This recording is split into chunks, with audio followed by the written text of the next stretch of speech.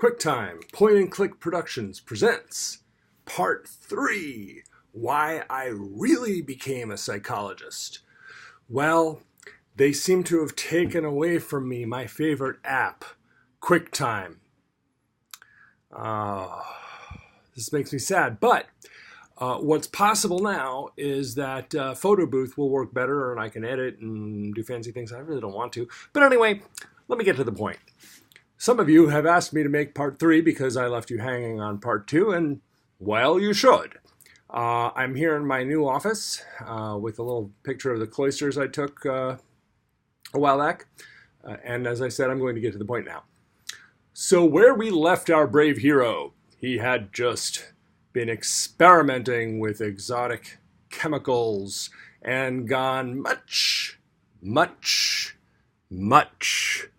further out into inner space than he really wanted to do, and kind of bit off about 40 times as much as he could chew, and recovered nicely, reconstituted, ego functions back in place and all that, but was now very confused because, you see, for a while, it seemed perfectly clear that the universe did not exist. I did not exist, or he did not exist.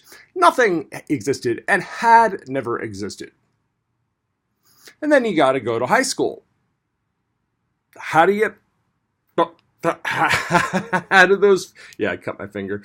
How do those two fit together? Well, let me tell you a couple things, and let me prevent my screen from going dark in my high-tech studio here.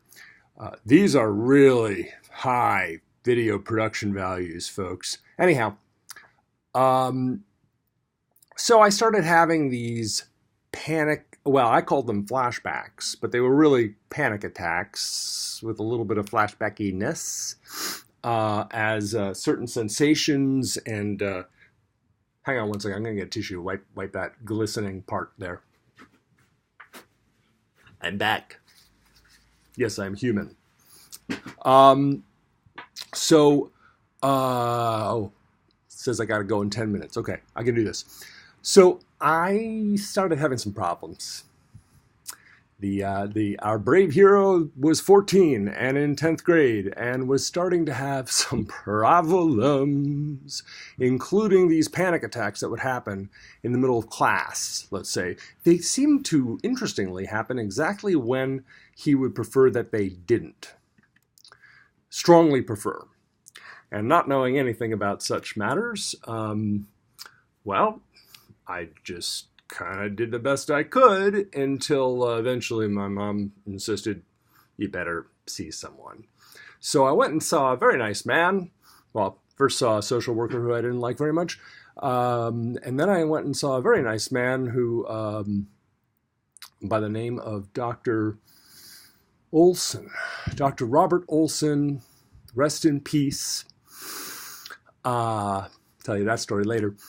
And started doing this psychodynamic psychotherapy work.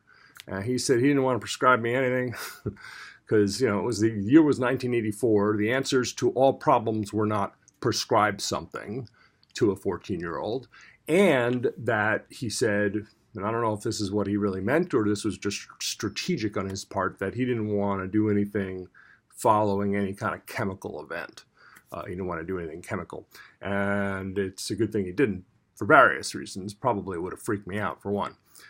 Anyhow, about 5 months later, panic attacks, having to leave classrooms in the middle of tests or in the middle of lectures, really uncomfortable stuff. And you can read all about that in descriptions of people's panic disorder.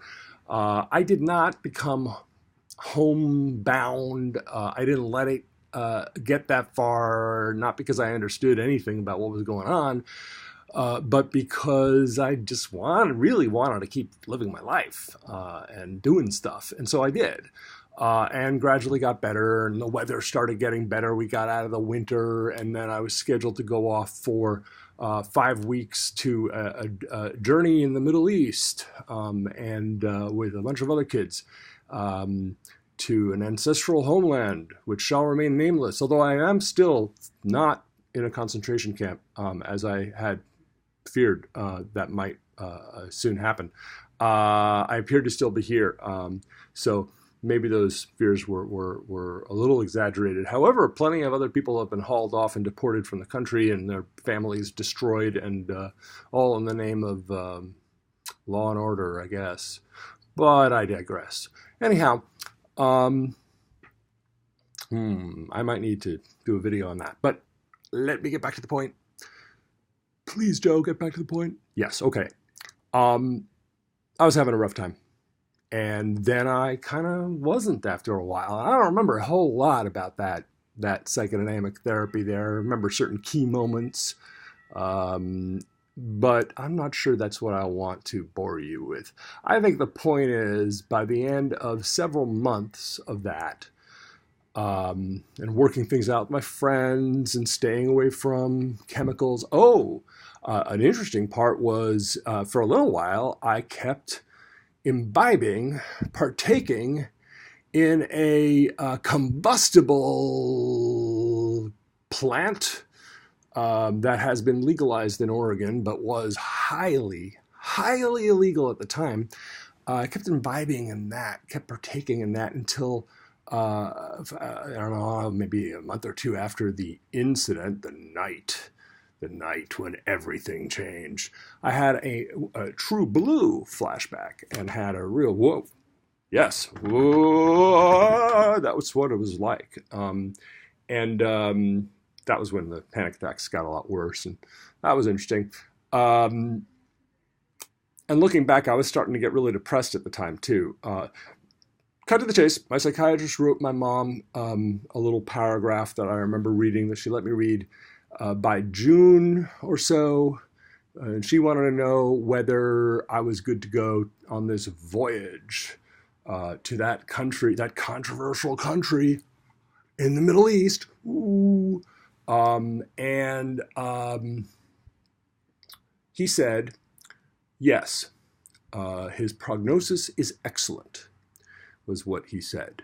And I guess this was based on the fact that I just managed to pull it together and keeping on, even though my mind was giving me a really hard time. My mind-body was giving me a really, really hard time. So I think he was thinking in kind of traditional psychoanalytic categories, that ego strength was very high and this, that, and the other. And he also, my mom passed on to me that he had said he thought for a while I was getting worse. I don't even want to know what he was thinking, actually. So I went off and had a wonderful time, really amazing time in this on this youth program over there in the Middle East, where we kill each other and exploit each other and colonize each other and do other utterly horrible things. But we were just having a good time. We weren't doing any of that. I think I'll take it to here today, because in 5 minutes I've got to do something else completely different. And this is about as much as I'd like to talk about today. Bye-bye.